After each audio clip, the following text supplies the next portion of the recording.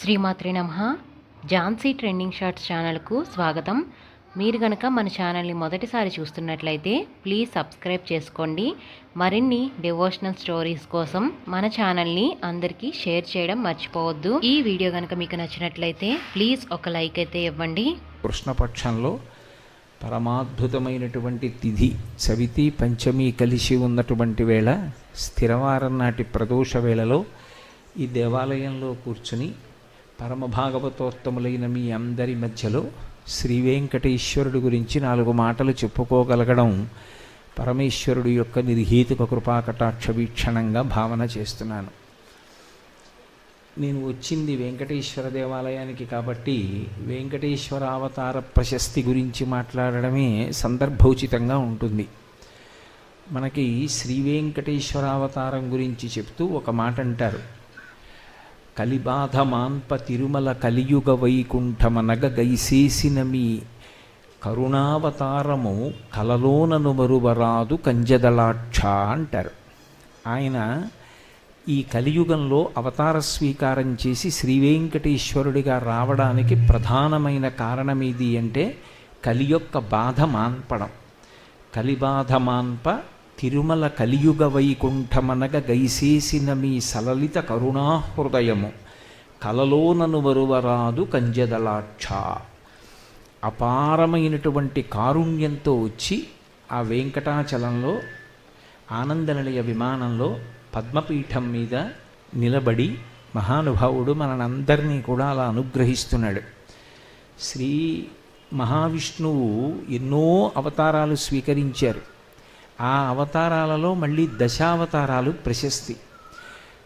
అందులో వేదోద్ధారణ మందరాభరణ పృథ్వీధర్మ నిర్మాణ ప్రహ్లాదత్రాణ బలిప్రతారణ నృపాహంకార నిర్వాపన వైదేహీరమణ ధనంజయ జయ వ్యాపార పారీణ క్షోణీ దివ్యత్కరుణ తమోహరణ తండ్రి వెంకటేశ ప్రభో అంటారు. అన్ని అవతారాలు ఆయన అవతారాలే. కానీ మిగిలిన అవతారాలకి శ్రీ వెంకటేశ్వర అవతారానికి చాలా పెద్ద వ్యత్యాసం ఒకటి ఉంటుంది. ఎందుచేత అంటే ఆయన ద్వాపర యుగంలో శ్రీకృష్ణ పరమాత్మగా ఉన్నప్పుడు ఒక ప్రతిజ్ఞ చేశాడు. పరిత్రాణాయ సాధూనాం వినాశాయ చ దుష్కృతాం ధర్మ సంస్థాపనార్థాయ సంభవామి యుగే యుగే అన్నాడు. పరమ భాగవతోత్తములైనటువంటి వాళ్ళు నిరంతరము నన్నే మనసులో స్మరించడానికి అలవాటు పడిపోయినటువంటి వాళ్ళు, విశ్వమునందు విశ్వనాథుణ్ణి దర్శనం చేసేటటువంటి లక్షణం ఉన్నవాళ్ళు, సాధుపుంగవులైనటువంటి వాళ్ళు, నన్ను ఒక రూపంతో చూడాలి అని వాళ్ళు సంకల్పం చేస్తే వాళ్ళు ఏ రూపంగా నన్ను చూడాలని అనుకుంటున్నారో అటువంటి రూపాన్ని స్వీకరించి నేను ఈ భూమి మీదకి దిగి వస్తూ ఉంటాను అన్నాడు. భాగవతుల కోసం రావడం మొట్టమొదటి లక్షణం. అనుషంగికం వినాశాయ చ దుష్కృతాం. ఎవరైతే ధర్మమునకు వ్యతిరేకమైనటువంటి జీవితంతో ఉంటారో, ధర్మాన్ని పాడు చేసేటటువంటి జీవనంతో ఉంటారో అటువంటి వారిని నిర్జించడం ఆ అవతారము యొక్క ప్రయోజనం. అందుకే మీరు ఏ అవతారం చూడండి భక్తరక్షణ ప్రధానమై ఉంటుంది. భక్తరక్షణ అనేటప్పటికీ పక్కన ఆ భక్తులను చెనకడానికి ప్రయత్నం చేసినటువంటి భగవద్ విరోధ స్వభావము కలిగినటువంటి వారిని నిగ్రహించడము కూడా అనుషంగికమైనటువంటి ప్రయోజనంగా ఉంటుంది. యథార్థమునకు భగవంతుడు అవతారంగా ఎందుకు వస్తాడు అంటే భాగవతుల యొక్క మాట నిలబెట్టడానికి, భాగవతుల యొక్క గౌరవాన్ని నిలబెట్టడానికి, వాళ్ళ యొక్క ఆర్తిని నిజం చేసి వాళ్ళకి తన దర్శనాన్ని కటాక్షించడానికి వస్తూ ఉంటాడు. అందుకే అసలు ఈ దేశమునకు సంబంధించిన వైభవమంతా ఎవరిది అంటే పరమ భాగవతోత్తములైనటువంటి వారిది.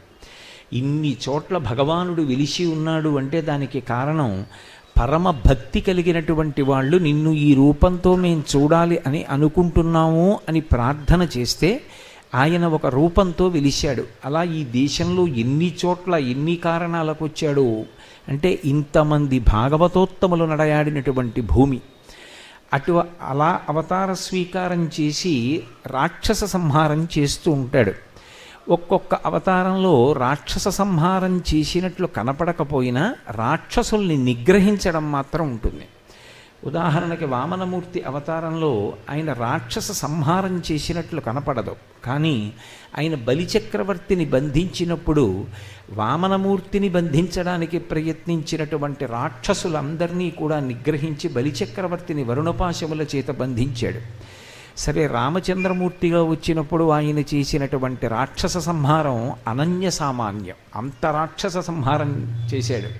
అందుకే ఆయన గురించి చెప్తూ గోపరాజు గారు ఓ మాట అంటాడు, బండన భీముడు అర్థజన బాంధవుడుజ్వల బాణతూణ కోదండ కళాప్రచండ భుజతాండవ కీర్తికి రామమూర్తికిన్ రెండవ సాటి దైవ వికలీడనుచున్ గడకట్టి భీరికాడండ నిడదంబుల జండము నిండ మత్త వేదండము నిక్కి చాటెదను దాశరథి కరుణాపయోనిధి అంటాడు. రాక్షస సంహారం చెయ్యవలసి వస్తే రామచంద్రమూర్తి యొక్క 2 భుజములు రుద్రతాండవం చేస్తాయి. ఎప్పుడు అక్షయబాణతూణీరంలోంచి బాణాన్ని తీస్తాడో, ఎప్పుడు వింటినారిని ఆకర్ణాంతము లాగుతాడో, ఎప్పుడు బాణాన్ని సంధిస్తాడో, ఎప్పుడు విడిచిపెడతాడో కనపడదు. ఆ చెయ్యి అంత వేగంగా తిరుగుతుంది. ఎదురుగుండా ఉన్నటువంటి రాక్షసులు పడిపోతూ ఉండడాన్ని బట్టి ఆయన ఇన్ని బాణములు వేస్తున్నాడు అని తెలుసుకోవాలి. శూర్పణఖ రామాయణంలో రామచంద్రమూర్తి యొక్క బాణ ప్రయోగంలో ఉండేటటువంటి కౌశలాన్ని చూసి మోహించింది. అంత అద్భుతమైనటువంటి యుద్ధం చేస్తాడు రామచంద్రమూర్తి. సరే, కృష్ణ భగవానుడిగా వస్తే కన్నులు తెరువని కడుచిన్ని పాపడై దానవి చనుబాలు త్రావి చంపే అన్నారు పోతనగారు. అసలు కన్నులు కూడా తెరవడం చేత కానటువంటి పసిపిల్లవాడిగా ఉన్నప్పటి నుంచి కూడా రాక్షస సంహారం చేయడం ప్రారంభం చేశాడు. పూతనా సంహారంతో మొదలుపెట్టాడు కదా. కానీ అది వెంకటేశ్వరావతారం దగ్గరికి వచ్చేటప్పటికీ కేవలము పరమకారుణ్యంతో వచ్చాడు. అందుకే ఇప్పటికీ వెంకటేశ్వర సుప్రభాతం చేసి ప్రపత్తి చేస్తే ఓ మాట అంటారు, శ్రీవైకుంఠ విరక్తాయ స్వామి పుష్కరిణీతటే రమయా రమమాణాయ వెంకటేశాయ మంగళం అంటారు. శ్రీవైకుంఠ విరక్తాయ, శ్రీవైకుంఠం మీద విరక్తి పొందినటువంటి స్వామి స్వామి పుష్కరిణీతటే, ఆ స్వామి పుష్కరిణి సమీపంలో ఆనందనిలయ విమానంలో విరాజమానుడై లోకాన్ని ఉద్ధరిస్తున్నాడు. ఆయన రావడానికి ప్రధానమైనటువంటి కారణం ఏది అంటే కలియుగంలో కలిపురుషుని యొక్క బాధ నుంచి లోకాన్ని వినిర్ముక్తం చెయ్యడం. ఒక్కొక్క యుగానికి ఒక్కొక్కరు అధిష్టానంగా ఉంటారు. కలియుగంలో కలిపురుషుడి యొక్క ఉద్ధతి నడుస్తూ ఉంటుంది. ఆ కారణం చేత కలిపురుషుడు లోకంలో ఉండేటటువంటి జనుల యందు భక్తి నిలబడడానికి అవకాశం ఇవ్వడు. సాత్వికమైనటువంటి జీవనాన్ని, రజోగుణ తమోగుణాలకి దూరంగా ఉండగలిగినటువంటి అవకాశాన్ని, భక్తితో కూడినటువంటి జీవనాన్ని పొంది ఉండడానికి ఆనుకూల్యమైనటువంటి పరిస్థితులను అంగీకరించాడు. అందుకే అలసులు మందబుద్ధియుతులు అల్పతరాయువులు ఉగ్రరోగ సంకలితులు మందభాగ్యులు సుకర్మములివ్వియు చెయ్యజాలరీ కలియుగమందు మానవులు ఎయ్యది సర్వసౌఖ్యమయ్యలవడు ఎమిటంబడము ఆత్మకు శాంతి మునీంద్ర చెప్పవే అని అడుగుతారు భాగవతంలో. కలియుగంలో ఉండేటటువంటి లక్షణం ఏమిటి అంటే అలసులు, విశేషమైనటువంటి అలసత్వం, అంటే తమోగుణం, ఎప్పుడూ ఏదో పడుకుందామనేటటువంటి ఆలోచన, వెంటనే చెయ్యవలసినటువంటి పనిని ఎన్ని వాయిదాలు వేసి చేద్దాము అని ఆలోచిస్తూ ఉంటారు. మందబుద్ధియుతులు, బుద్ధి చురుకుదనంతో కూడుకున్నదై ఉండదు. అల్పతరాయువులు, ఆయుర్దాయం చాలా తక్కువగా ఉంటుంది. శతమానం భవతి అని 100 సంవత్సరములు కలియుగంలో ఆయుర్దాయమైన పరిపూర్ణమైనటువంటి జ్ఞాపక శక్తితో 100 సంవత్సరములు జీవించి ఉండేటటువంటి వారి యొక్క సంఖ్య బహు అల్పంగా ఉంటుంది. అల్పతరాయువులు ఉగ్రరోగ సంకలితులు, ఎన్ని ఔషధాలు కనిపెట్టబడతాయో అన్ని కొత్త కొత్త ఉగ్రమైనటువంటి వ్యాధులు లోకంలో పుట్టుకొస్తూ ఉంటాయి. అల్పతరాయువులు ఉగ్రరోగ సంకలితులు మందభాగ్యులు. ఐశ్వర్యం ఉండదు. ఐశ్వర్యం ఉండదు అన్న మాటని మీరు కొంచెం జాగ్రత్తగా అర్థం చేసుకోవాలి. ఐశ్వర్యం ఉండదు అన్న మాటకు అర్థం ఏమిటంటే ఎంత ఉన్నా తృప్తి పొంది ఉండడు అని అర్థం. దరిద్రము అన్న మాటకు అర్థం ఏమిటి? నాకు లేదు అని భావిస్తూ ఉండడు. నాకు లేనిదేది అంటే వాడికన్నా ఐశ్వర్యవంతుడు లేడు. మాకురు ధనజన యవ్వన గర్వం హరతి నిమీషత్కాలసర్వం మాయామయమిదమఖిలం హిత్వా బ్రహ్మపదం త్వం ప్రవిశ విదిత్వా అని ప్రబోధం చేస్తూ శంకర భగవత్పాదులు మాట అంటారు. మూఢజహీహి ధనాగమతృష్ణ కురు సద్బుద్ధిం మనసి వితృష్ణ ఎల్లభసే నిజ కర్మోపాత్తం విత్తంతేన వినోదయ చిత్తం అంటారు. పరమేశ్వరుడి యొక్క అనుగ్రహం చేత పూర్వజన్మలలో చేసుకున్నటువంటి పుణ్యకర్మల యొక్క ఫలితంగా ఎంత సంపాదించగలిగాడో దాని చేత తృప్తితో జీవనం చెయ్యగలిగినటువంటి లక్షణము ఎవరి యందు ప్రచోదనమయ్యున్నదో వాడికన్నా ఐశ్వర్యవంతుడు లోకంలో ఉండడు. ఎంత ఉన్నప్పటికీ కూడా తృప్తి లేని వాడికన్నా కూడా దరిద్రుడు లోకంలో ఉండడు. తృప్తియే ఐశ్వర్యం. అందుకే శ్రీరామాయణం బాలకాండలో అయోధ్యానగరంలో ఉండేటటువంటి వారి యొక్క లక్షణం చెప్తారు. నాకుండలి నామకుటి నాస్రగ్వి నాల్పభోగవాన్ అంటారు వాల్మీకి మహర్షి. అల్పభోగమున్నవాడు అయోధ్యానగరంలో లేడు. అల్పభోగం అంటే తక్కువ భోగమే అనుభవించేవాడు లేడు. అలా ఎలా సాధ్యం? ఎప్పుడూ ఒకరు ఎక్కువ భోగం అనుభవిస్తాడు, ఒకడు తక్కువ భోగం అనుభవిస్తాడు. మరి అందరూ ఒకలాగే భోగాలు అనుభవించడం ఎలా కుదురుతుంది? రాజు అనుభవించిన భోగాన్ని మంత్రి అనుభవించాడు, మంత్రి అనుభవించిన భోగాన్ని సేనాని అనుభవించాడు, సేనాన్ని అనుభవించినటువంటి భోగాన్ని సామాన్య పౌరుడు అనుభవించాడు. మరి అందరూ సమానంగా అనుభవించడం అన్నది అల్పభోగం లేని వాళ్ళు, అసలు అల్పభోగమే ఉన్నవాళ్ళు అక్కడ ఎవరూ లేరు అన్నమాట ఎలా చెందుతుంది? అంటే ఎవడికి ఎంత ఉన్నదో దానితోనే తృప్తి తప్ప నాకు వాడికున్నంత లేదని అసంతృప్తి పొందేవాడు అయోధ్యానగరంలో లేడు. అది అయోధ్యానగరం యొక్క గొప్పతనం, ఆ నగర వాసుల యొక్క సంస్కృతి. అలా అలసులు మందబుద్ధియుతులు అల్పతరాయువులు గ్రరోగ సంకలితులు మందభాగ్యులు సుకర్మములివ్వియు చెయ్యజాలరు. సుకర్మములివ్వియు చెయ్యజాలరు అన్న మాటని కలియుగంలో ఉండేటటువంటి లక్షణంగా జాగ్రత్తగా పట్టుకోవాలి. ఏదైనా ఒక విషయ సుఖం ఉందనుకోండి, కళ్ళకెదురుగుండా ఒక సుఖం ఒకటి ఉన్నది. ఇప్పుడు నువ్వు ఈ సుఖాన్ని అనుభవించకుండా ఉంటే, శాస్త్రాన్ని గురువుగారు చెప్పిన మార్గాన్ని పట్టుకుంటే నీకు పుణ్యం లభిస్తుంది అని నేను ఓ మాట అన్నాను. ఉదాహరణకి మీకు ఇక్కడ ఓ బంగారం గొలుసు దొరికింది. మీరు ఆ గొలుసు తీసుకుని జేబులో వేసుకోకూడదు. ఆ గొలుసు ఎవరిదో అడిగి ఇచ్చేయాలి. తప్పు కదూ? అది ఎవరో పడేసుకున్నారు దేవాలయంలో, దాన్ని మీరు ఎలా తీసుకుంటారు? తీసుకోవద్దు అన్నాను. నేను అలా అన్నప్పుడు ఇప్పుడు కంటి ఎదురుగుండా ఉన్నటువంటి నగని తీసుకోకుండా ఉండాలి అంటే భగవంతుడు అన్నవాడు ఒకడు ఉన్నాడు, నేను అలా తీసుకోకుండా ఉంటే ఆయన నన్ను రక్షిస్తాడు, నన్ను అనుగ్రహిస్తాడు అన్న నమ్మకం ఒకటి మీకు ఉండాలి. ఇప్పుడు ఆ నమ్మకం ఉంటే ఉత్తర జన్మలలో ఈశ్వరుడు అనుగ్రహిస్తాడు, ఈశ్వరుడి రక్షణ మీరు పొందుతారు అనేటటువంటిది కేవలముగా శాస్త్రము చేత గురువు చేత ప్రతిపాదింపబడింది. అది అలా జరుగుతుందా అంటే దానికి శాస్త్రం ప్రమాణం, గురువుగారు ప్రమాణం, భగవంతుడు ప్రమాణం. ఆ నమ్మకం మీకు ఉండాలి. కానీ గొలుసు తీసేసుకుంటే ఉత్తర క్షణంలో మీకు ప్రయోజనం కలుగుతుంది.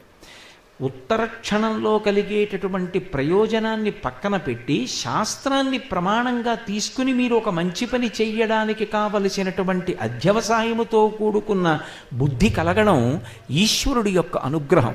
ఆ ఈశ్వరానుగ్రహం లేకుండా అలా మంచి పని చేయడం సాధ్యం కాదు. అందుకే మందభాగ్యులు సుకర్మములివ్వియు చెయ్యజాలరు. మంచి పనులు చెయ్యడం అంత తేలిక కాదు అన్న మాటకు అర్థం ఏమిటంటే, నేను నా జేబులో ఉన్నటువంటి దాంట్లో కొంత ద్రవ్యాన్ని తీసి భగవత్కార్యానికి వెచ్చిస్తే అది నన్ను రక్షిస్తుందని ఏమిటి నమ్మకం? అంటే శాస్త్రం ప్రమాణం, తస్మాత్ శాస్త్రం ప్రమాణంతే కార్యాకార్య వ్యవస్థితవు అంటాడు గీతాచార్యుడు. శాస్త్రాన్ని ఆధారంగా తీసుకుని మీరు మీ జేబులో ఉన్నటువంటి ద్రవ్యంలో కొంత భాగాన్ని పుణ్యకార్యానికి వెచ్చించాలి. ఏమో అలా వెచ్చిస్తే తర్వాత నిజంగా పుణ్యం వచ్చిందో లేదో ఎవరికి తెలుసు. ఇక్కడ దాచుకుంటే మాత్రం ప్రత్యక్షంగా సుఖం అనుభవించవచ్చు. అందుకే ఈ శరీరంతో అనుభవించేటటువంటి సుఖము పట్ల ఉండేటటువంటి తాదాత్మ్యత కన్నా దాన్ని త్యాగం చేసి శాస్త్రాన్ని ప్రమాణంగా తీసుకుని నిలబడగలిగినటువంటి బుద్ధి క్షీణించిపోతూ ఉంటుంది కలియుగంలో. అందుకే అల్పతరాయువులు ఉగ్రరోగ సంకలితులు మందభాగ్యులు సుకర్మమిలివ్వియు చెయ్యజాలరు. కలియుగమునందు మానవులు కావున ఎయ్యది సర్వసౌఖ్యమయ్యలవడు ఏమిటంబడము ఆత్మకు శాంతి మునీంద్ర చెప్పవే అని అడుగుతారు శౌనకాది మహర్షులు. ఆ భాగవతంలో ఆ సూత మహర్షి కనపడినప్పుడు అది కలియుగంలో ఉండేటటువంటి లక్షణం. కలియుగం ప్రారంభమైనటువంటి కొద్ది కాలానికే ఒకప్పుడు బ్రహ్మమానసపుత్రుడైనటువంటి నారదుడు భూమండలానికి వచ్చాడు. ఎందుకు భూమండలం మీదకే రావడం అంటే, ఈ లోకానికి ఒక విశేషం ఉంది. దీన్ని మర్త్యలోకము అంటారు. మర్త్యలోకము అంటే ఈ లోకంలో ఎవరు పుడతారో వాళ్ళు రెండు విషయాల్ని తప్పకుండా దృష్టిలో పెట్టుకోవాలి. ఒకటి, ఏ శరీరంతో ఈ భూమి మీదకు వచ్చాడో ఆ శరీరం శాశ్వతంగా ఉండడం అనేటటువంటిది ఎప్పుడూ సాధ్యం కాదు. ఆ శరీరాన్ని విడిచిపెట్టవలసి ఉంటుంది. జాతస్య హిధ్రువో మృత్యు, ఎంత గొప్పవాడు కానివ్వండి, నేను ఈ శరీరంతో ఉండిపోతాను అంటే మాత్రం ఆ శరీరంతో ఉండిపోవడం అనేటటువంటిది సాధ్యం కాదు. రెండు, ఏ శరీరంతో ఈ భూమి మీదకు వచ్చాడో ఆ శరీరంలో మళ్ళీ మనుష్య శరీరంతో రావడం అనేటటువంటిది చాలా చాలా గొప్పది. అది దేవతల కన్నా గొప్పది. ఎందుచేత అంటే, మనుష్యుడిగా వచ్చినటువంటి వాడు చేసినటువంటి మంచి కర్మల వలన, పుణ్యకర్మల వలన దేవత కాగలడు. చేసినటువంటి పాపకర్మల వలన తిరియక్కుగా అంటే వెన్నుపాం భూమికి అడ్డంగా ఉండేటటువంటి ఒక ప్రాణిగా మళ్ళీ కిందకి వెళ్ళిపోగలడు.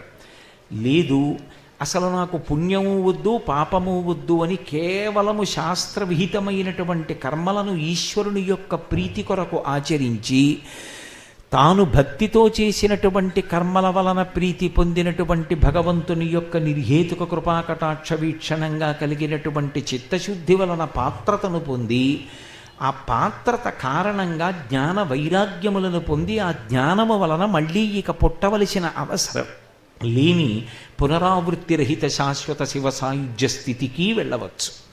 ఇది దేవతలకి సాధ్యం కాదు. దేవతలకి కర్మాధికారం లేదు.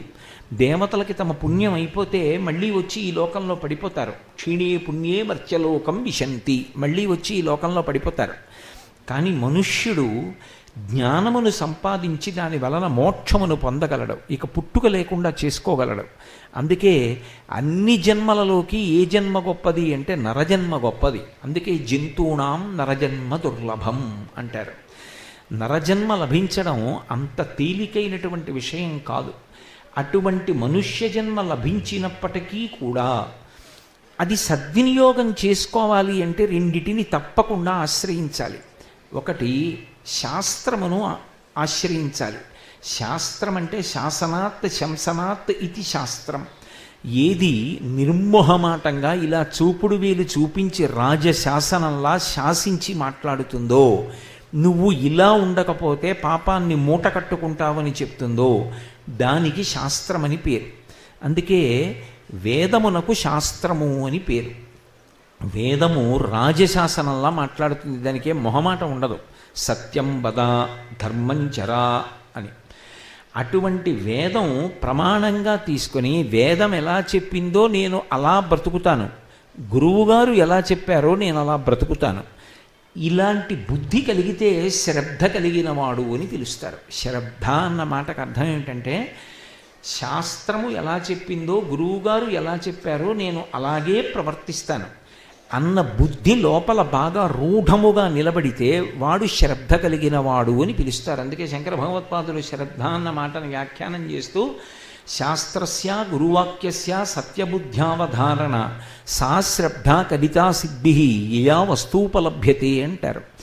శాస్త్రమునందు గురువునందు విశేషమైనటువంటి విశ్వాసముతో ఎవడు ప్రవర్తిస్తాడో వాడికి ఈ లోకమునందు దుర్లభమైనటువంటి విషయము లేదు. వాడు ప్రతి విషయాన్ని సాధించగలడు. సా శ్రద్ధ కలితా సిద్ధి యయా వస్తూపలభ్యతే. అటువంటి వాడికి అన్నీ సమకూరుతాయి. అటువంటి శ్రద్ధ కలియుగంలో క్షీణించిపోతుంది. అది లేని పరిస్థితి ఎలా ఉంటుందో చూడాలనుకున్నాడు బ్రహ్మమానసపుత్రుడైనటువంటి నారదుడు. ఒక్కసారి వచ్చి చూసి వెళ్ళాడు. ఇప్పుడు నేను చెప్తున్నటువంటి సందర్భం ఇప్పటిది కాదు, కలియుగం ప్రారంభమైనటువంటి కొత్తలో నారదుడు వచ్చి చూసి మళ్ళీ తన తండ్రి అయినటువంటి బ్రహ్మగారి దగ్గరికి వెళ్ళాడు. ఎలా ఉంది మర్త్యలోకం, ఎలా ఉంది మనుష్య జాతి అని అడిగాడు బ్రహ్మగారు. అడిగితే నారదుడు చెప్పాడు. ఆయన అన్నాడు, కామించి కమలాక్షితో కాలంబు గడుపువారు, కమలాక్షు పూజింప కాలంబు నల్లక కామించి కమలాక్షితో ప్రొద్దు గడుపువారు శ్రీనాథునీనాడు పూజింపనొల్లక శ్రీమంతులకుట కాంక్షించువారు రాజీవలోచను సేవింపనొల్లక రాజదైవంబని భ్రమయువారు నారాయణుని చేరు దారి నూహింపక దారుణాఘంబుల తగులువారు ముక్తి అను పల్కు ఎరుంగక భుక్తి మార్గ సాధనాకైక చిత్తులై బాధలొందువారలై ఈ కలియుగంబందు మానవులు విశేషమైన దుఃఖమును పొందుటకు ఏను చింతింతునో అబ్జగర్భ అన్నాడు. ఓ తండ్రి, కలియుగంలో మనుష్యుల యొక్క నడవడి ఎంత దారుణమైనటువంటి స్థితికి వెళ్ళిపోయింది అంటే, నిరంతరము కలిపురుషుని చేత ప్రచోదనము పొందేటటువంటి మనుష్య జాతి ఎప్పుడూ కూడా ఆలోచన ధర్మబద్ధమైనటువంటి కామము, ధర్మబద్ధమైన అర్థము మనిషి అనుభవించాలి. కానీ ధర్మముతో కామమునకు ముడి తెగిపోతుంది. తెగిపోయి అది ధర్మబద్ధమైన కామమా కాదా అక్కర్లేదు, లోపల కోర్కె పుట్టడమే ఆలస్యం, ఆ కోర్కెని తీర్చుకోవడం ఒక్కటే ప్రయోజనం. అలా ధర్మాన్ని విడిచిపెట్టి కామాన్ని పొందచ్చా ఆలోచించేవాడు ఉండడు. ధర్మాన్ని విడిచిపెట్టి డబ్బు సంపాదించచ్చా, ధర్మాన్ని విడిచిపెట్టి డబ్బు ఖర్చు పెట్టచ్చా, ఈ రెండూ ఆలోచించేవాడు లేడు. ఉన్నది కాబట్టి తన చిత్తానికి తోచినట్టుగా ఖర్చు పెడతాడు, లేదు కాబట్టి ధర్మాన్ని విడిచిపెట్టి సంపాదిస్తాడు. ఎంత సంపాదించాను ప్రధానం తప్ప ఎలా సంపాదించానన్న దానికి విలువ లేదు. ఎందుకు ఖర్చు పెడుతున్నాను అన్నదానితో సంబంధం లేదు, ఖర్చు పెట్టానా లేదా ఒక్కటే ప్రయోజనం. తన పుర్రెకి ఏం తోచిందో దాని ప్రకారం ఖర్చు పెడతాడు, అంతేకాని. అందుకే ధనం వ్యయం చేయడం గొప్ప కాదు, ధనాన్ని ఎలా ఖర్చు పెట్టాలో కూడా గురువుగారి అనుమతి లేకుండా ఖర్చు పెట్టకూడదు. లేకపోతే అది అపాత్రదానమైందనుకోండి, అది సమాజమునకు కీడు చేస్తుంది. అందుకే ధార్మికంగా నేను ఖర్చు పెడుతున్నానా లేదా అని ఆలోచించేవాడు లేడు. ధర్మంతో అర్థమునకు సంబంధం తెగిపోయింది, ధర్మంతో కామానికి సంబంధం తెగిపోయింది. అసలు నారాయణుని చేరు దారి నూహింపక దారుణాఘంబుల తగులువారు. మనుష్య జీవితానికి పరమ ప్రయోజనం ఏది అంటే నారాయణుణ్ణి చేరుకోవడం, అంటే పరమేశ్వరుణ్ణి చేరుకోవడానికి కావలసినటువంటి శాస్త్రవిహితమైనటువంటి కర్మ చెయ్యడానికి అధికారం ఉన్న శరీరం ఏది అంటే ఒక్క మనుష్య శరీరమే. ఎందుకంటే 84 లక్షల జీవరాశులు ఉన్నాయి సృష్టిలో. 84 లక్షల జీవరాశులలో స్వరపేటిక ఉన్నటువంటి ప్రాణి మనుష్యుడొక్కడే. స్వరపేటిక కంఠంలో ఉంది కాబట్టి ఆ స్వరపేటికని ఆధారం చేసుకుని భగవన్నామం చెప్పి తరించిపోతాడు. ఏమి చేశాడన్నది పక్కన పెట్టండి, నిరంతరం భగవన్నామం చెప్పడానికి అలవాటు పడి ఉన్నాడనుకోండి, ఆ నామం చాలు తరింపచేస్తుంది. ఆ నామం చెప్పడం ఏమంత తేలిక కాదు. నాకు స్వరపేటిక ఉంది కదా, నేను నామం చెప్తాను కదా అంటే అంత తొందరగా ఏం సంభవం కాదు. ఆ నామం చెప్పడానికి కూడా మళ్ళీ పరమేశ్వరుని అనుగ్రహం ఉండాలి. అందుకే నేను నామం చెప్తాను అనలేదు భక్తులు, నా చేత నామం చెప్పించని అడిగారు. అందుకే రామదాసు గారు హరునకు విభీషణునకు అద్రిజకున్ తిరుమంత్రరాజమైకరికి నహల్యకున్ ద్రుపదకన్యకునర్తి హరించు చుట్టమై బరగిన ఎట్టి నీ పతితపావన నామము నాజు జిహ్వపై నిరంతరము నటింపచేయుమి కదా శరధీ కరుణాపయోనిధి అని అడిగాడు. నా నాలుక మీద శ్రీరామ నీ యొక్క నామాన్ని నర్తింపచెయ్యమని అడిగాడు తప్ప నేను రామనామం పలుకుతాను అనలేదు. భగవన్నామం పలకడం అంత తేలికైన విషయం కాదు. మనుష్య జన్మకి ఉన్న గొప్పతనం ఏమిటంటే స్వరపేటిక ఉంది కాబట్టి భగవన్నామాన్ని ఉచ్చరించి తరించగలడు. 2, చెవులు ఈశ్వరుడిచ్చాడు కాబట్టి భద్రం కర్ణీభిః శృణుయామ దేవాః అంటుంది వేదం. ఈ చెవులు ఇచ్చాడు కాబట్టి ఈ చెవులతో ఎప్పుడూ భగవత్ సంబంధమైన విషయాన్ని విని తరించిపోగలడు. అందుకే శంకర భగవత్పాదులు శివానందలహరి చేస్తూ గళంతి శంభోత్వచ్చరిత సరిత కిల్బిషరజో దళంతి ధీకుల్యాసరణిషు పతంతి విజయతాం దిశంతి సంసార భ్రమణ పరితాపోపశమనం వసంతి మచ్చీతో హృదభువి శివానందలహరి అంటారు. ఆ భగవత్ కథా శ్రవణం చేసినప్పుడు ఆ భగవత్ కథ చెవుల గుండా లోపలికి వెళ్ళి ఆ మనస్సు యందు నిలబడగలిగితే అది మళ్ళీ పుట్టి మళ్ళీ చచ్చిపోవలసినటువంటి అవసరం కలిగినటువంటి సంసార చక్ర పరిభ్రమణము అనగా జనన మరణ చక్రమునందు పరిభ్రమించవలసినటువంటి అవసరాన్ని తొలగతోసి ఆ తాపాన్ని పోగొట్టి భగవంతుని వైపుకి నడిపిస్తుంది. కాబట్టి భగవత్కథా శ్రవణమునందు అనురక్తి కలిగి ఉండాలి. ఇది మనుష్య జన్మకు ఉండేటటువంటి ప్రయోజనం. కానీ అసలు మిగిలిన జీవరాశులకి నాకు ఉన్న ప్రధానమైన వ్యత్యాసం ఏమిటి? నరుడిగా నాకెందుకు ఇంత గౌరవం? కాబట్టి ఇంత గౌరవాన్ని నేను పొందుతున్నాను అంటే నాకు ప్రధానంగా ఉన్నటువంటి ఉపకరణం స్వరపేటిక. దీన్ని ఒక రోజులో ఎంతసేపు నేను భగవంతుని యొక్క గుణకీర్తనము కొరకు ఉపయోగించగలుగుతున్నాను అని ఆలోచించగలిగిన వాడు ఉండడు. నారాయణుని చేరు దారి నూహింపక దారుణాఘంబుల తగలువారు. భగవంతుడు స్వరపేటికనిచ్చి కంఠాన్ని ఇచ్చి నా నామాన్ని చెప్పరా, నా కీర్తన పాడరా, నా భజన చెయ్యరా, నా పద్యం చెప్పరా, నన్ను స్మరించరా అంటే అది ఒక్కటి విడిచిపెట్టి అక్కరలేని ప్రతి విషయాన్ని మాట్లాడుతుంటాడు. దాని చేత నారాయణుణ్ణి చేరవలసిన దారిలో వెళ్లకుండా ఎక్కువ పాపం చేసుకోవడానికి వీలైనటువంటి దారిలో నడుస్తుంటాడు. కాబట్టి నారాయణుని చేరు దారి నూహింపక దారుణాఘంబుల తగలువారు. దారుణమైనటువంటి పాపములు మూట కట్టుకుంటూ ఉంటారు. కాబట్టి ఈ స్థితిలో కలియుగంలో ఉండేటటువంటి లక్షణం ముక్తి అను పల్కు ఎరుంగక భక్తి మార్గ సాధనాకైక చిత్తులై బాధలుందువారలై. అసలు మోక్షం అని ఒకటి ఉంది, విడుదల అని ఒక మాట ఉంది. మనుష్యునిగా పుట్టిన నేను ఒక్కడే దాన్ని పొందడానికి అర్హుణ్ణి. కాబట్టి నేను కొంత ప్రయత్నం అటువైపుగా కూడా చేస్తాను అని ఆలోచన చెయ్యాలి. అంటే మీ ఇంట్లో ఉన్న వారితో పాటుగా మీలో ఉన్న జీవుణ్ణి లెక్క పెట్టుకోవడం అలవాటు కావాలి.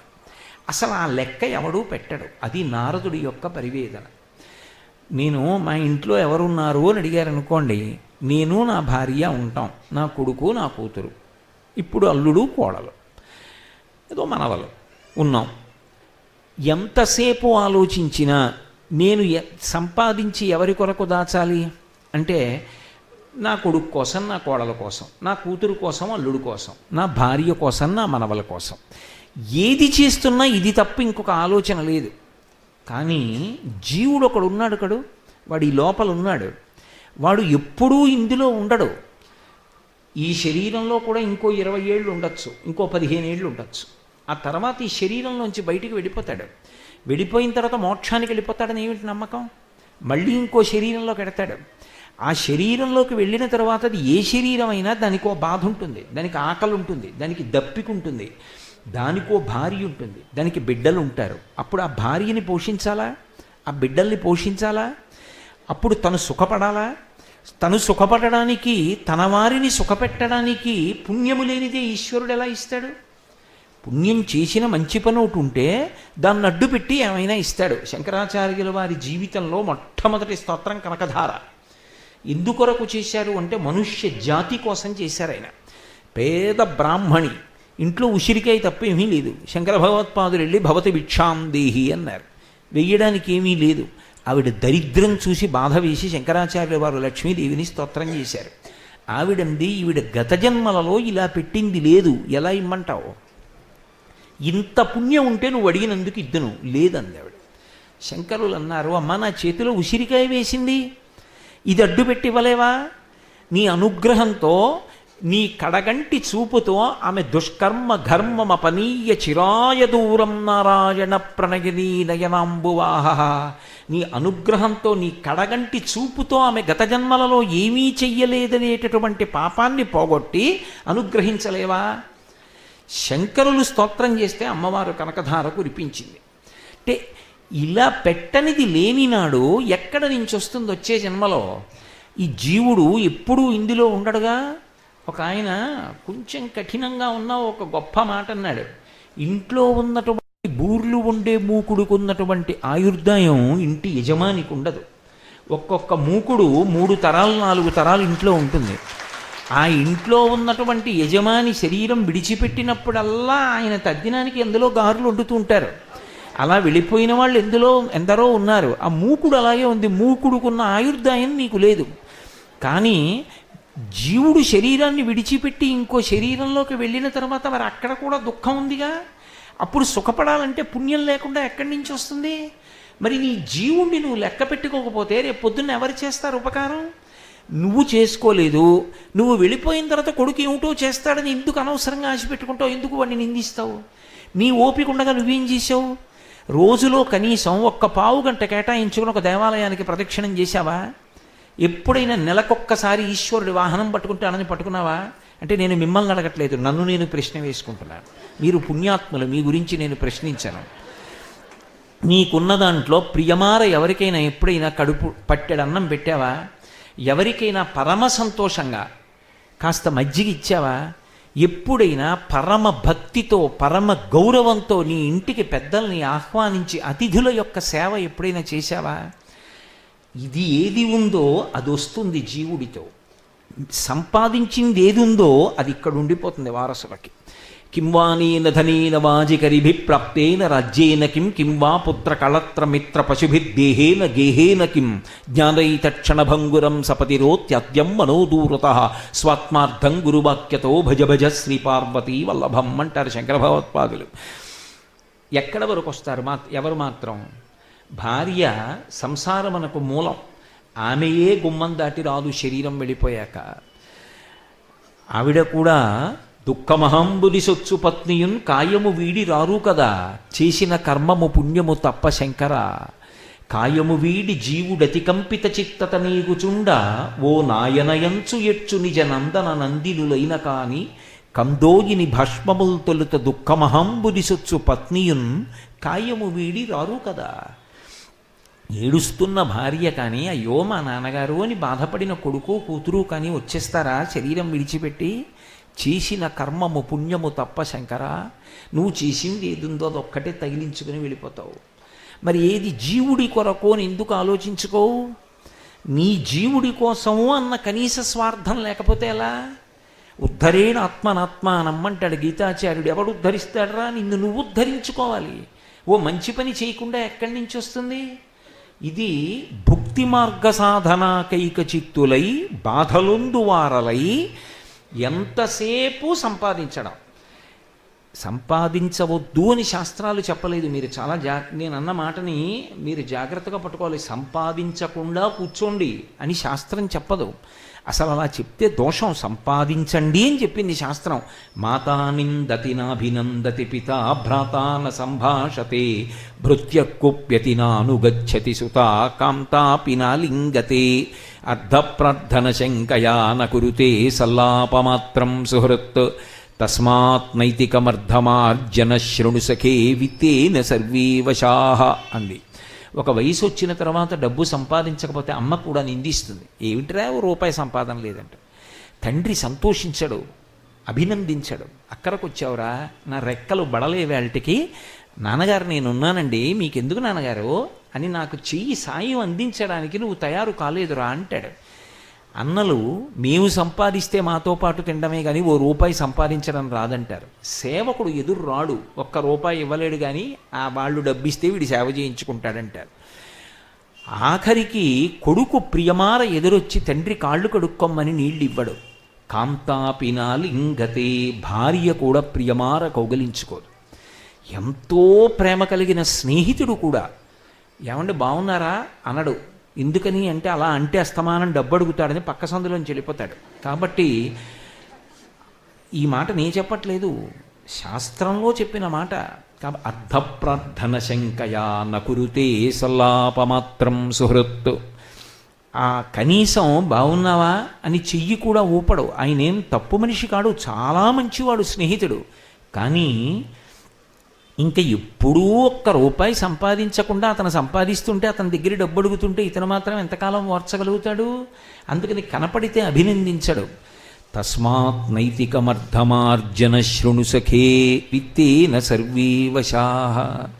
కాబట్టి ఓ స్నేహితుడా డబ్బు సంపాదించు, కానీ నీతి వదిలి సంపాదించకు, ధర్మాన్ని విడిచిపెట్టి సంపాదించు.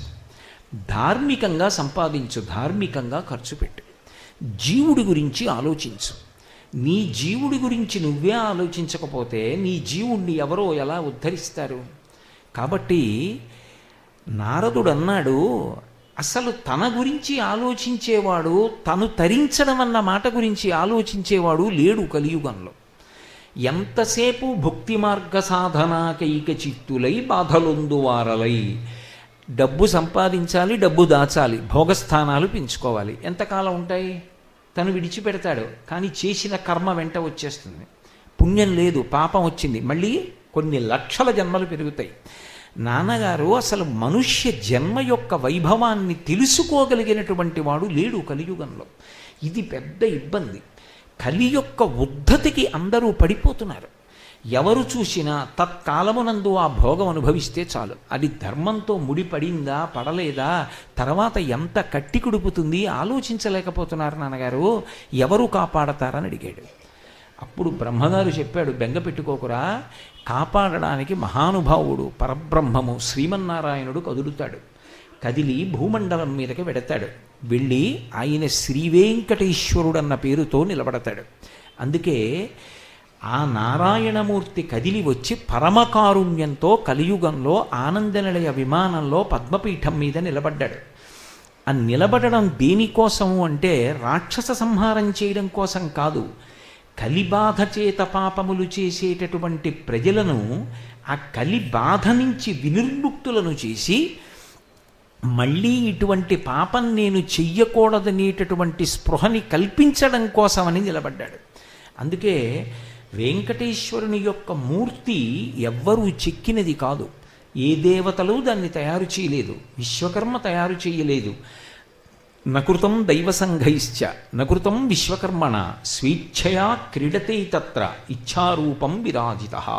వ్యాసుడు వెంకటేశ్వరుని యొక్క మూర్తి గురించి చెప్పినటువంటి మాట అది. నకృతం దైవసంఘైశ్చ, దాన్ని దేవతల యొక్క సమూహములు తయారు చెయ్యలేదు. నకృతం విశ్వకర్మణ, ఆయన యొక్క మూర్తిని విశ్వకర్మ తయారు చెయ్యలేదు. స్వేచ్ఛయా క్రీడతే తత్ర, ఆయన అక్కడ మూర్తిగా నిలబడ్డాడని చెప్పి ఆనందనిలయ విమానంలోనే వెంకటేశ్వర స్వామి ఉన్నారని మీరు అనుకుంటే పొరపాటు. స్వేచ్ఛయా క్రీడతే, ఆయన ఇష్టమొచ్చినట్టుగా ఆయన ఆడుకుంటూ ఉంటాడు ఆ కొండ మీద. మీకు తెలియకపోవచ్చు, కానీ మీరు ఆర్తితో పిలిస్తే పలకడానికి దగ్గరే ఉంటాడు. అందుకే మీరు ఇప్పటికీ చూడండి, ఏడుకొండల మీద కొద్ది రోజుల క్రితం పుట్టినటువంటి పసిపిల్లల దగ్గర నుంచి పరమ వృద్ధులైనటువంటి వాళ్ళ వరకు అందరూ కొండ మీదకి వెడతారు. అందరికీ ఉండడానికి ఆవాసం దొరకదు. అంత చలిలో ఎక్కడ పడితే అక్కడ రహదారుల మీద కూడా పడుకుంటారు. కానీ తిరుమల కొండ మీద ఎవరికైనా ఏదైనా ప్రమాదం జరిగిందని, జబ్బు ఎక్కువైపోయిందని, చలిగాలికి ప్రమాదం సంభవించిందని మీరు ఎప్పుడైనా ఎక్కడైనా విన్నారా? ఉండదు. అది దివ్యశక్తితో కూడుకున్నటువంటి ఆరామం. ఆయన అక్కడ ఎప్పుడూ తిరుగుతూ ఉంటాడు. స్వేచ్ఛయా క్రీడతే తత్ర. ఎవరు పరమ భక్తితో పిలిచారో వాళ్ళ కోసం పరుగు పరుగున బయటికి వస్తాడు. ఒకసారి కాదు, ఎన్ని మాటలు జరిగిందో అది దృష్టాంతం. ఎన్ని మాటలు జరిగిందో. ఒకప్పుడు ఆ పాండురంగడి పట్ల అపారమైనటువంటి భక్తి కలిగినటువంటి పురంధరదాస్ గారు వెంకటాచలంలో అన్నదానం చేస్తున్నారు. అన్నదానం చేస్తున్న సమయానికి ఆయన దగ్గరున్న సేవకుడు కనపడలేదని గట్టిగా పిలిచారు. ఆ సేవకుడు స్నానానికి వెళ్ళాడు. వెంకటేశ్వర స్వామి వారు గబగబా సేవకుడి రూపంలో వచ్చి వడ్డన చేస్తుంటే ఆయనకి కోపం వచ్చి ఎక్కడికి పోయారో అని ఒంగో పెట్టి వీపు మీద కొట్టారు. వీపు వాచిపోయింది. ఆయన ఎంతోమందిని అనుగ్రహించారు. ఎంతోమందిని ఎన్నో కారణాల చేత రకరకాల రూపాలతో ఆడుకుని కనపడ్డారు. ఇప్పటికీ మీకు వెంకటేశ్వరుని యొక్క మూర్తి వంక చూస్తే చాలు, ఆయన స్వేచ్ఛయా క్రీడతే తత్ర.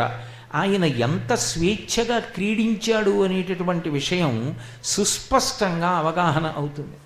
అందుకే మీరు చూడండి, వెంకటేశ్వరుని యొక్క మూర్తిలో ఈ చుబుకం మీద పచ్చకర్పూరంతో బొట్టు పెట్టి ఉంటుంది. ఆ పచ్చకర్పూరంతో బొట్టు ఉండడానికి ఒక ప్రధానమైన కారణం ఉంది. అనంతాచార్యుల వారని మీరు ఇప్పటికీ మాడవీధుల్లో స్వామివారు సహస్రదీపాలంకార సేవ తర్వాత బయలుదేరుతారు. బయలుదేరి ఆ మాడవీధుల్లో వెడుతున్నప్పుడు, ఆ మొట్టమొదట మాడవీధుల్లో వెళ్ళినప్పుడు ఎడంచేతి వైపుకు వెడితే అనంతాచార్యుల వారిని ఆయన బృందావనం కనపడుతుంది. ఇప్పటికీ ఆయన వెంకటేశ్వర స్వామి వారిని సేవించాలని పొగడ చెట్టు రూపంలో ఉంటారు. రామానుజాచార్యుల వారి మీద ఉన్నటువంటి అపారమైన భక్తితో ఆయన ఆ లోపల ఒక కోనేరు కట్టారు. ఇప్పటికీ ఆ కోనేరు ఉంది. మీరు లోపలికి వెళ్ళి చూస్తే కనపడుతుంది. ఆ పొగడ చెట్టు కూడా ఇప్పటికీ ఉంది ఆయన బృందావనము. ఆ అనంతాచార్యుల వారు ఒకప్పుడు వెంకటాచలానికి ఎవ్వరూ రానటువంటి సమయంలో, అంటే అంత చలి, అంత వేడి, ఆ సమయంలో అక్కడికి వచ్చి ఉండగలిగినటువంటి పరిస్థితులు లేక ఎవరు వచ్చేవారు కాదు. కానీ భగవద్రామానుజులు అడిగారు, ఎవరైనా వెళ్ళి ఆ కొండ మీద ఉండి పుష్పవాటికని నిర్మాణం చేసి ప్రతిరోజు పూలదండలు కట్టి వెంకటేశ్వరుడికి సమర్పిస్తారా అని. అనంతాచార్యుల వారు గురువుగారి మాట నిలబెట్టడానికి నేను వెడతాను అని బయలుదేరారు. బయలుదేరి భార్య గర్భిణి, ఆమెని తీసుకుని వెళ్ళి అక్కడ ఉండేటటువంటి ఆ కొండ అంతా తవ్వి రాళ్ళు తీసి పక్కన పోయిస్తున్నారు. పాపం ఆవిడ గర్భిణి. ఈ రాళ్ల తట్టలు అతి కష్టం మీద మోసుకుని వెళ్ళి దూరంగా పోసి మళ్ళీ తట్ట పట్టుకొస్తుండేది. వెంకటేశ్వర స్వామి చూశారు, అయ్యో నాకు రోజు పుష్పకైంకర్యం కోసమని గర్భిణి అయినటువంటి భార్యతో రాళ్ల తట్టలు ఎత్తిస్తున్నాడు. నేను వెళ్ళి సేవ చేస్తానని ఒక బాలుడి రూపంలో వచ్చి అడిగారు, తాత నేను పట్టుకెడతాను రాళ్ల తట్ట అని. నేను మా గురువుగారికి మాటిచ్చాను రా, నువ్వెవరు, మా ఆవిడ చేస్తుంది, నేను చేస్తాను, వెళ్ళిపోమన్నారు. పాపం ఆవిడ చెమట్లు పట్టి వెడుతుంటే చూడలేక, అమ్మ మీరు ఇక్కడ కూర్చోండి, ఆయన చూడకుండా వెనక నుంచి తట్ట పెట్టి నిండిపోయిన తట్ట పట్టుకుపోతూ ఉంటానని పిల్లవాడి రూపంలో వెంకటేశ్వర స్వామి తీసుకుపోతున్నారు. ఏమిటి గర్భిణి అయిన భార్య ఇంత తొందరగా తట్ట తీసి తట్ట పెట్టేస్తోందని అనంతాచార్యుల వారు వెనక్కి తిరిగి చూశారు. చూస్తే ఈ పిల్లవాడు కనబడ్డాడు. ఈ పిల్లవాడు తట్ట పట్టుకెళ్ళిపోతున్నాడు, వద్దన్నా మాట వినలేదని కోపం వచ్చి పట్టుకుని కొడతానని వెంటపడ్డారు. ఆయన అప్రదక్షిణంగా పరిగెత్తారు ఆ మాడవీధుల్లో. పరిగెత్తినప్పుడు అనంతాచార్యుల వారు కూడా పరిగెత్తారు. పరిగెత్తి ఆయన ఆనందనిలయ విమానంలోకి వెళ్ళిపోతున్నాడు ఆ పిల్లాడు. ఈయనకి కోపం వచ్చి పిల్లాడు గుళ్ళోకి పారిపోతున్నాడని చేతిలో ఆ కొండ తవ్వుతున్నటువంటి గుణపం విసిరేశారు. విసిరేస్తే గుణపం వెళ్ళి తగిలింది వెంకటేశ్వర స్వామికి. గడ్డం బద్దలైన ఎత్తురు కారింది. సాయంకాలం పుష్పమాల పట్టుకుని గుళ్ళోకి వెళ్ళారు. ఈ గడ్డం అంతా వాచిపోయి బద్దలై నెత్తురు కారి మాంసం చిమ్మి ఉంది. అర్చకులు తెల్లబోయారు, ఇదేమిటి ఇలా ఎందుకయింది అని. అప్పుడు ఆయన చెప్పారు, అనంతాచార్యులకి సేవ చేయడానికి అడిగితే నన్ను గడ్డం పెట్టి కొట్టాడు, నన్ను గుణపం పెట్టి కొట్టాడు గడ్డం మీద, గడ్డం బద్దలైంది. ఈ కొండ మీద నేను ఉన్నప్పుడు పరమభక్తితో ఉన్న వాళ్ళ చేతి దెబ్బలు కూడా నాకు ఆభరణాలు ఏవి లోకానికి తెలియడానికి పచ్చకర్పూరపు ముద్ద పెట్టండి అని చెప్పారు. అందుకే ఆనాటికి ఈనాటికి కూడా వెంకటేశ్వర స్వామి వారి ధ్రువమూర్తికి ఇక్కడ పచ్చకర్పూరంతో ముద్ద పెడతారు. మీరు ఇప్పటికీ వెంకటాచలంలో స్వామివారి దేవాలయంలోకి రాజద్వారం దాటి ప్రవేశించగానే ఇలా తలెత్తి చూస్తే కుడి చేతి వైపు ఒక గుణపం వేలాడుతూ ఉంటుంది. అనేక భాషలలో దాని పేరు వ్రాసి ఉంటుంది. ఆ గుణపాన్నే వెంకటేశ్వర స్వామి వారి మీదకి అనంతాచార్యుల వారు విసిరారు. ఇప్పటికీ అనంతాచార్యుల వారి యొక్క బృందావనం దగ్గర వాళ్ళ వంశీకులు ఉన్నారు. మీరు కావాలి అంటే ఎప్పుడైనా వెంకటాచలం వెళ్ళినప్పుడు, స్వామివారి మాడవీధుల్లోకి వెళ్ళినప్పుడు మీరు ఒక్కసారి ఆ అనంతాచార్యుల వారి బృందావనం వైపుకి వెళ్ళి చూస్తే ఇప్పటికీ ఆయన బృందావనం, మళ్ళీ ఆయన స్వామివారి సేవ చెయ్యడానికి పొగడ చెట్టుగా పుట్టినటువంటి ఆ చెట్టు, ఇవన్నీ మీకు కనపడతాయి. ఆయన రామానుజాచార్యుల వారి మీద తవ్వించినటువంటి తటాకం, ఇవన్నీ ఒక పర్యాయం కాదు, ఇన్ని మాటలు ఎంతమందితో క్రీడించాడు ఆ కొండ మీద. స్వేచ్ఛయా క్రీడతే తత్ర, ఒకచోట కాదు. అందుకే ఆయన పాద ముద్రల చేత పవిత్రమైంది. అక్కడే ఒకప్పుడు ఆయన హాతీరాం బావాజీతో పాచికలాడాడు.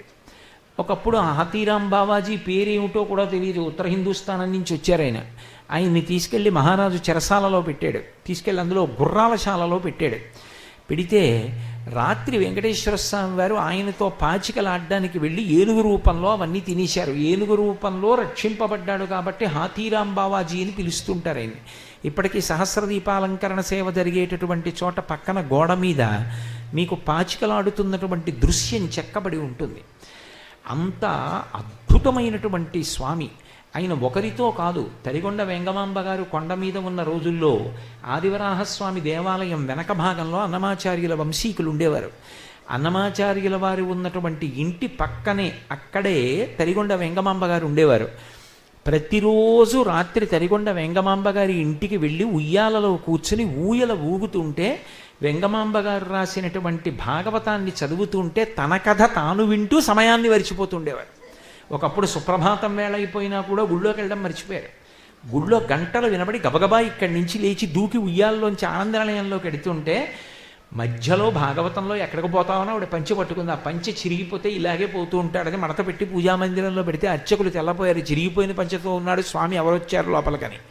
ఎవరు వస్తారు? తరిగొండ వెంగమాంబ గారికి అంత స్వాతంత్ర్యం ఉంది, ఆవిడ దగ్గర ఉంటుంది, పంచముక్క వెళ్ళండి అంటే ఆవిడ మడత పెట్టి పూజామందిరంలో పెట్టించింది.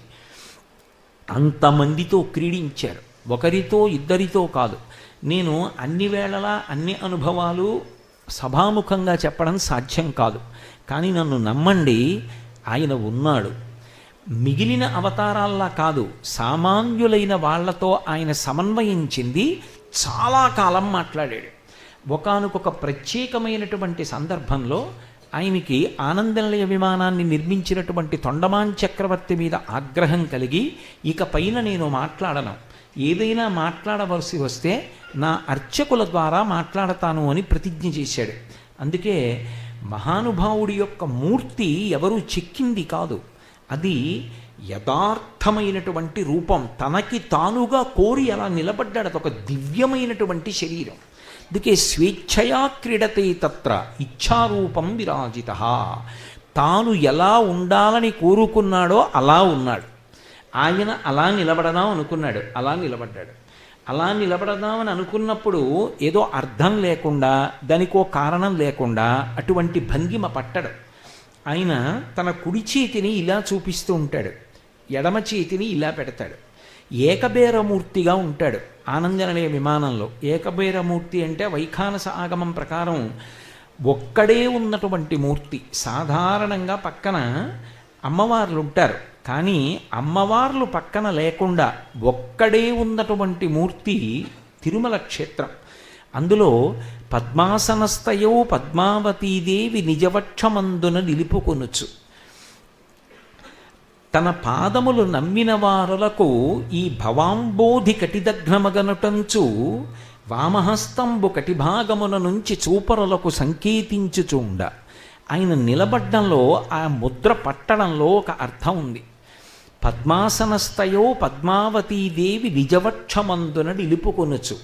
లక్ష్మీదేవి ఆయన వక్షస్థలమునందు అధివసించి ఉంటుంది. అంటే ఆయన కారుణ్యమంతా ఆమెయే అయి ఉంటుంది. దయ అంటాం. వేదాంతదీశకులని వైష్ణవ సంప్రదాయంలో మహాపురుషులు వారు దయాశతకము అని చేశారు. ఇప్పటికీ మంగాపట్నంలో అద్భుతమైనటువంటి శ్లోకాలు అందులోవి చదువుతూ ఉంటారు. అహమపరాధ చక్రవర్తి అని. నేను ఎప్పుడైనా పద్మావతి అమ్మవారి దేవస్థానానికి వెడితే అర్చకులు అందులో శ్లోకాలు చదువుతుంటే నేను మురిసిపోతూ ఉంటాను. అంత గొప్ప శ్లోకాలు చేశారు వేదాంతదీశకులు. అమ్మవారి పేరు దయ, కారుణ్యమే అన్నారు ఆయన. అందుకే దయాశతకము అని చేశారు.